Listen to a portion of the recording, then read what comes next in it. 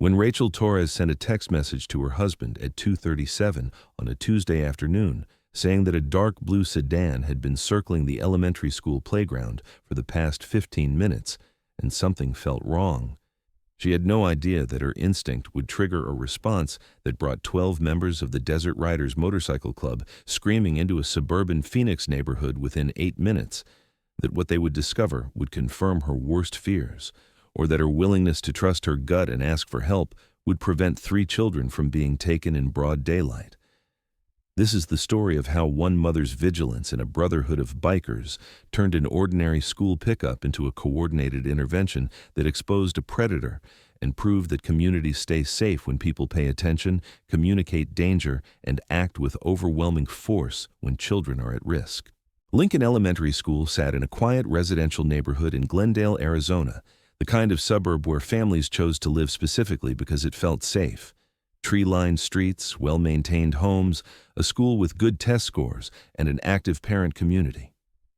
At 2:30 in the afternoon on the first Tuesday in October, parents began arriving for pickup, lining up along the fence that bordered the playground, where students were having their final recess before dismissal. Rachel Torres had arrived 10 minutes early, as she always did, parking her SUV in the shade across the street where she had a clear view of the playground and could watch her 7-year-old daughter Emma playing with her friends.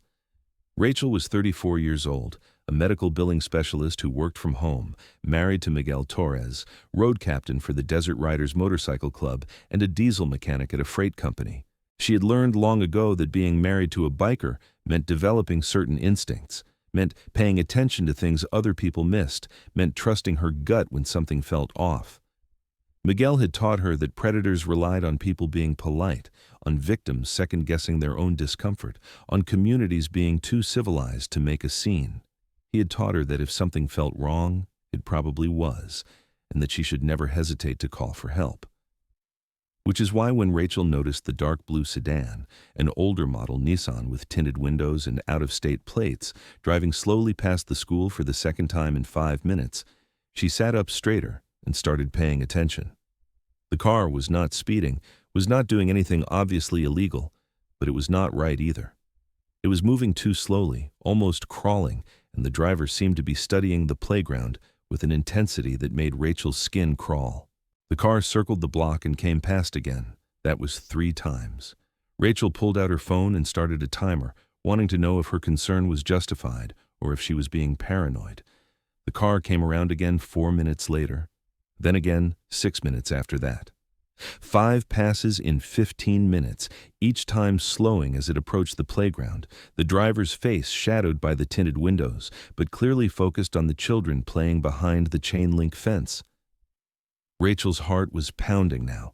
This was not a lost driver. This was not someone looking for an address. This was someone watching children, studying them, possibly selecting a target. She looked around at the other parents waiting for pickup. Most were on their phones, chatting with each other, not paying attention to the street. No one else seemed to notice the circling car. Rachel opened her text messages and typed quickly to Miguel. That car has been circling the playground. Dark blue Nissan sedan. Out-of-state plates. Driver keeps watching the kids. 5 times in 15 minutes. Something feels wrong. She hit send and immediately felt a wash of doubt. What if she was overreacting? What if it was nothing and she was about to cause a scene over a driver who was just lost or confused? But then she remembered what Miguel always said. Better to look paranoid and keep kids safe than be polite and regret it forever. Her phone buzzed 30 seconds later. Miguel's response was immediate and decisive. Stay in your car, lock doors, keep eyes on that vehicle. I'm 8 minutes out. Brothers are rolling. If it stops or anyone approaches kids, call 911 immediately. Do not leave Emma's sight. Rachel's hands were shaking as she read the message. Miguel believed her. He was coming. More than that, he was bringing backup. She texted back a quick confirmation, locked her car doors, and kept her eyes glued to the street, watching for the blue sedan. It came around again 3 minutes later, slower this time, and Rachel could see the driver's head turning to track the movement of children on the playground. Her stomach turned over with nausea. This was real. This was not paranoia. Someone was hunting. She took a photo of the license plate as the car passed, fingers fumbling with her phone, then sent it to Miguel with shaking hands. "Got the plate," she texted. "Nevada registration, still circling." Miguel's response came back fast. "Sending to law enforcement contacts now. Stay alert. We are 5 minutes out." Rachel could hear the roar of motorcycle engines in her mind, could picture Miguel and his brothers dropping everything, mounting their bikes, riding hard toward the school. The desert riders were not outlaws, but they were serious men, veterans and tradesmen and fathers who had formed their club around principles of brotherhood, community protection, and zero tolerance for threats against children. If Rachel said something was wrong, they would respond with everything they had. The playground was full of children, maybe 60 or 70 kids ranging from kindergarten through 5th grade, running, climbing, playing tag, completely oblivious to the predator circling their school like a shark. Rachel scanned the crowd for Emma and found her on the swings with 2 friends, laughing, her long, dark hair flying behind her as she pumped her legs. Rachel's chest ached with protective fury. Not her daughter, not any of these children, not today. The blue sedan came around again, and this time, it slowed almost to a stop directly in front of the playground. Rachel's breath caught. The driver was no longer just watching. The car was idling at the curb, and through the fence, Rachel could see a couple of children had wandered closer to the street, drawn by something the driver was doing. One of them, a blonde girl, maybe 8 years old, was approaching the fence. Rachel's vision tunneled. This was happening right now. She grabbed her phone and dialed 911 with one hand while throwing open her car door with the other. The dispatcher answered, and Rachel forced herself to speak clearly despite the adrenaline flooding her system. She gave the address of Lincoln Elementary School, described the blue Nissan sedan that had been circling for 20 minutes, said the driver was now stopped at the curb and appeared to be interacting with children through the fence. She said she believed this was a potential abduction in progress and they needed police immediately. The dispatcher assured her units were being dispatched, asked her to stay on the line, and Rachel said she would, but she was also getting out of her car because children were approaching that vehicle and someone needed to intervene.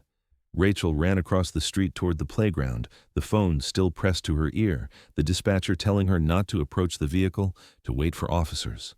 But Rachel was a mother, and her daughter was 30 feet from a predator, and there was no universe in which she stayed in her car and watched. She reached the fence and shouted for the children to get back, to move away from the street, her voice carrying across the playground with enough authority that kids stopped and turned.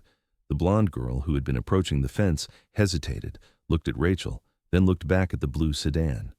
The car's passenger window was down, and Rachel could see the driver now, a middle-aged white male with thinning hair, wearing sunglasses, his arm extended through the window, holding something that looked like candy or a small toy. "Get away from that car," Rachel shouted, and her voice must have carried some quality of genuine fear, because the blonde girl stumbled backward, away from the fence. Other parents were noticing now, turning to see what the commotion was about. A teacher on playground duty came jogging over, asking what was wrong. Rachel pointed at the blue sedan and said that car had been circling the school for 20 minutes, and the driver was now trying to lure children to the fence. The teacher's face went pale, and she immediately blew her whistle, the sharp sound cutting through the playground noise. "All students move to the center of the playground now," the teacher commanded, her training kicking in. "Lockdown positions." The children responded immediately, moving away from the perimeter fence toward the center of the playground, where they huddled in groups, the older kids helping the younger ones, everyone going quiet and still the way they had practiced in drills. The blue sedan's window rolled up quickly, and the car started to pull away from the curb. Rachel was still on the phone with dispatch, describing what was happening, giving updated information on the vehicle's direction of travel. And then she heard it, the sound that meant help had arrived. The deep, thunderous roar of multiple motorcycles approaching at high speed. 12 Harley-Davidsons came screaming around the corner onto the street that ran past Lincoln Elementary, riding in tight formation, their engines making a sound like rolling thunder. They spotted the blue Nissan immediately, and 4 of the bikes peeled off to follow it, while the remaining 8 pulled up to the school, forming a barrier between the playground and the street. Miguel was off his bike before it fully stopped, running to Rachel, his hands on her shoulders, his eyes scanning her face. Are you okay? Are the kids okay? What happened? Rachel pointed down the street where the four bikes were pacing the blue sedan, boxing it in, preventing it from turning or accelerating. She told Miguel everything, the circling, the watching, the driver stopping and trying to lure children to the fence. Miguel's face went hard, his jaw clenching with barely controlled rage. He pulled out his phone and made a call, his voice clipped and professional. This is Miguel Torres with Desert Riders. We have a suspected child predator contained on Elm Street, half a mile west of Lincoln Elementary. Dark blue Nissan sedan, Nevada plates. He read off the plate number Rachel had sent him. We have 4 riders maintaining visual contact and preventing escape, requesting immediate law enforcement response. The other bikers had formed a protective perimeter around the school, their presence massive and unmistakable, their leather vests and patches marking them as men who had made a choice to stand between danger and innocence. Parents who had been confused or alarmed by the sudden arrival of motorcycles were beginning to understand that these men were there to help, that something serious was happening.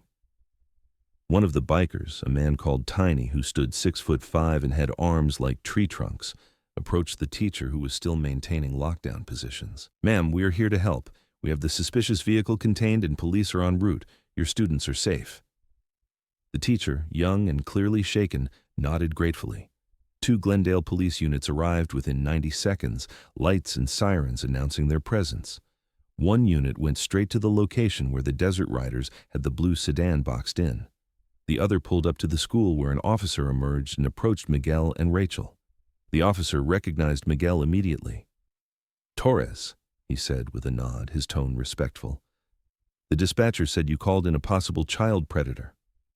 Miguel stepped back and let Rachel explain, giving her the floor to tell her story. She walked the officer through everything, the timeline of the circling vehicle, the photographs she had taken, the moment the driver stopped and tried to lure children to the fence. The officer took notes, asked clarifying questions, and then radioed to his partner at the containment site. The response came back quickly.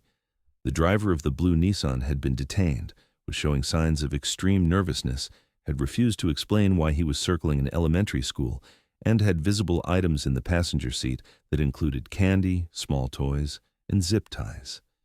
The officer's expression darkened at the mention of zip ties.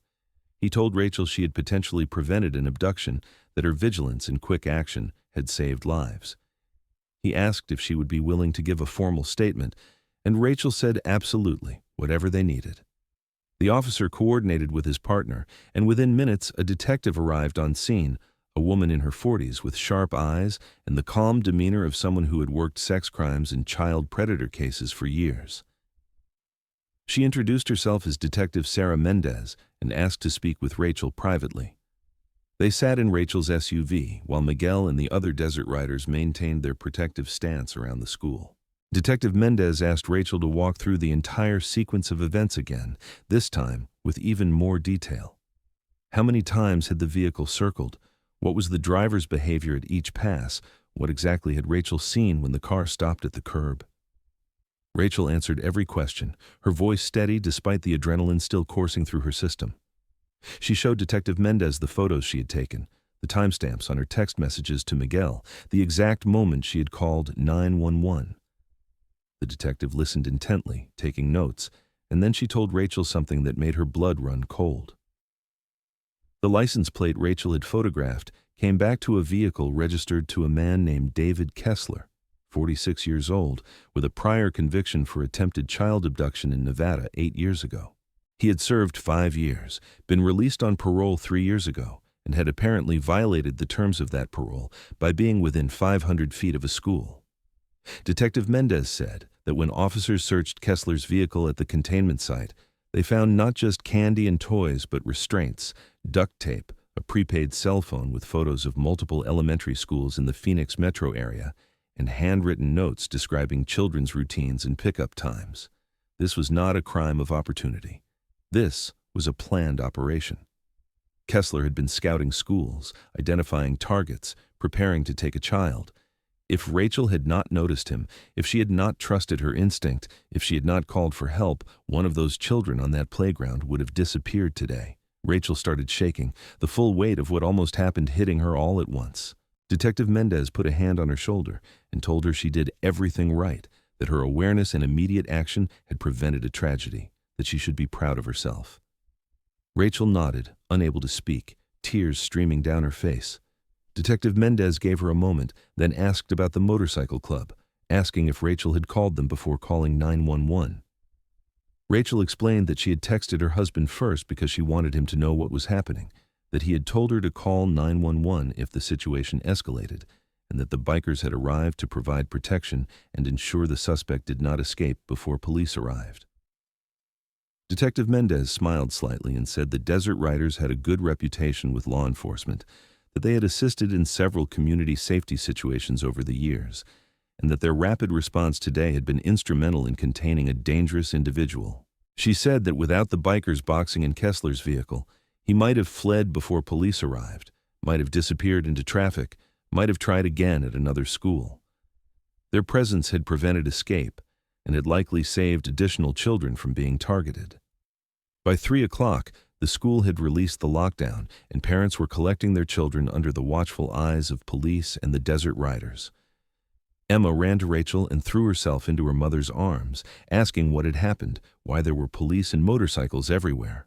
Rachel held her daughter tight and told her that everyone was safe, that there had been a bad person trying to hurt kids, but the police caught him and he could not hurt anyone now.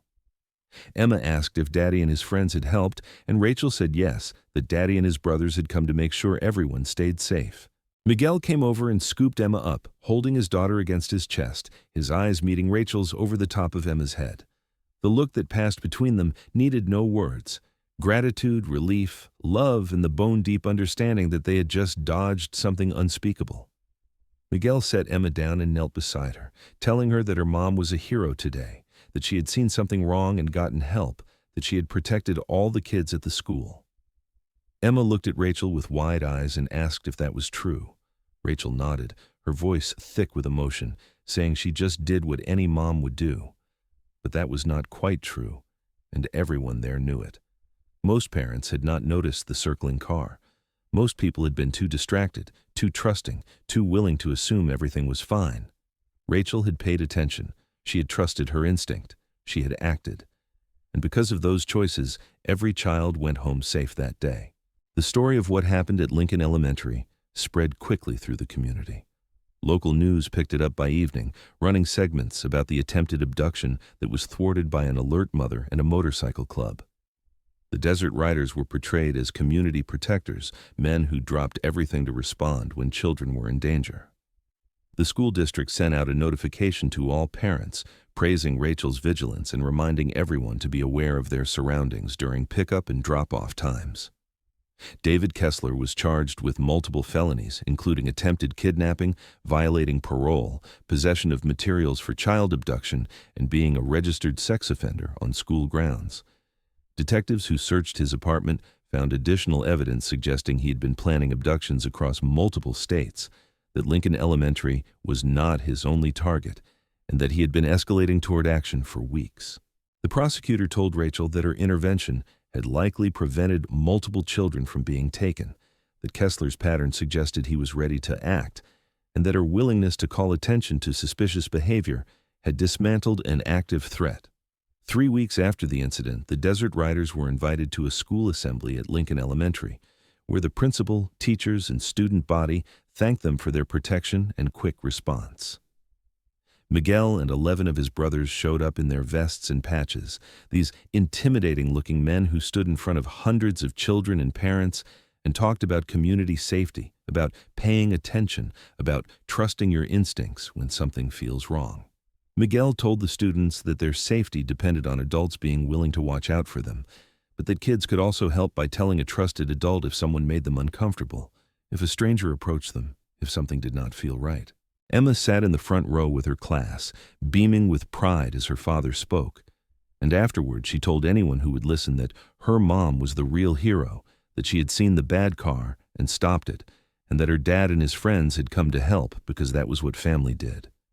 Rachel, standing at the back of the auditorium, felt overwhelmed by the attention, but also deeply grateful. Grateful that her instinct had been right, grateful that Miguel had believed her without question, Grateful that the Desert Riders had responded with such speed and commitment. Grateful that every child in that school got to go home to their families. The incident changed things in subtle but meaningful ways.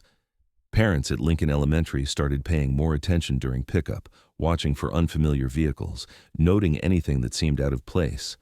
The school implemented new security protocols, adding cameras and requiring all visitors to check in at the office. The Desert Riders formalized their relationship with local law enforcement, establishing a communication system so that when community members reported concerns, the club could respond as a force multiplier while police were en route.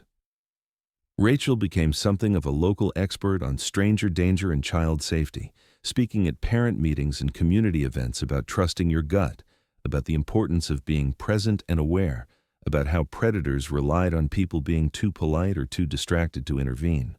She always told the story of that Tuesday afternoon, always emphasized that she was not special, just a mom who paid attention and asked for help.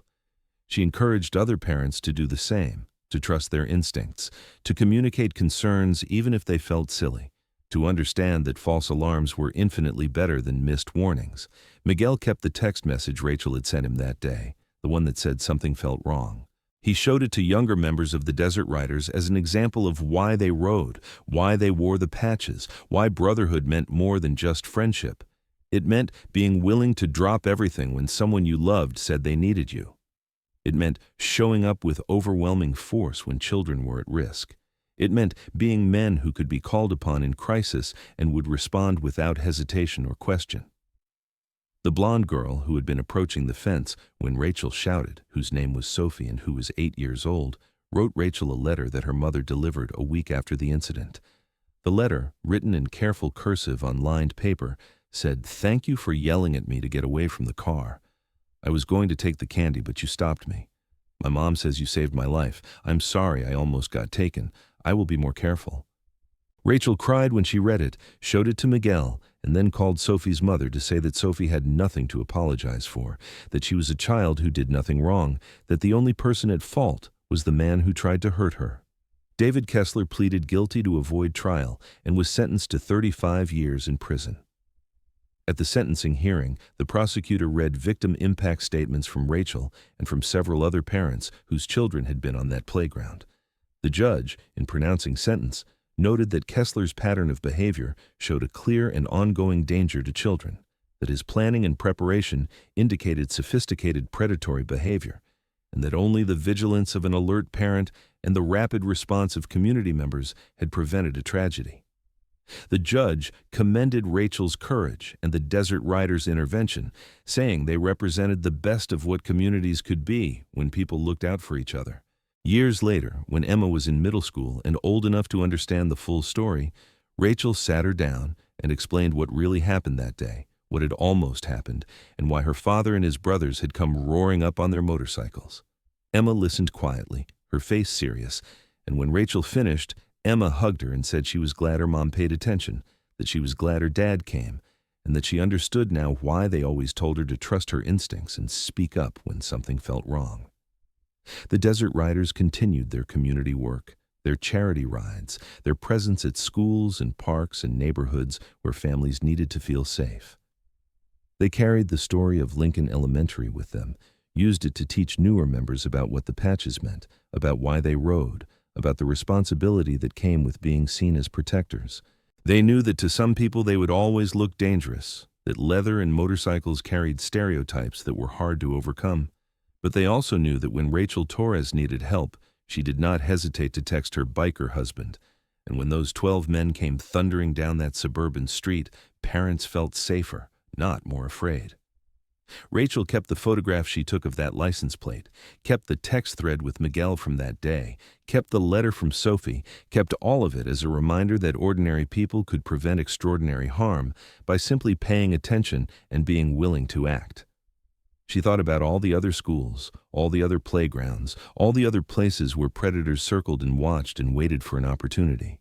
She thought about how many children went unprotected because adults were distracted, because communities assumed safety without earning it, because people convinced themselves that bad things happened somewhere else to someone else, And she made it her mission to remind every parent she met that vigilance was not paranoia, that trusting your gut was not overreacting, that asking for help was not weakness, and that the few minutes of potential embarrassment from raising a false alarm were nothing compared to the lifetime of regret from staying silent when something felt wrong.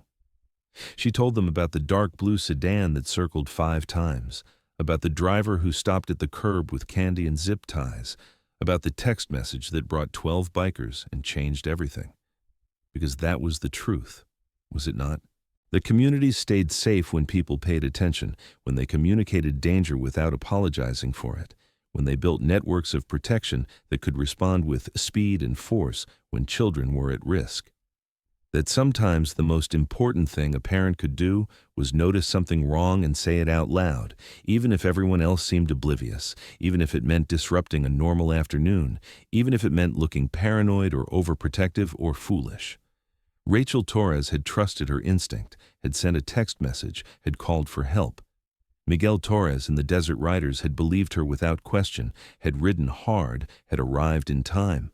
Together they had stopped a predator, had saved children, had proven that brotherhood meant showing up when it mattered most, and that being a protector was not about badges or authority, but about choosing to care, to watch, to act.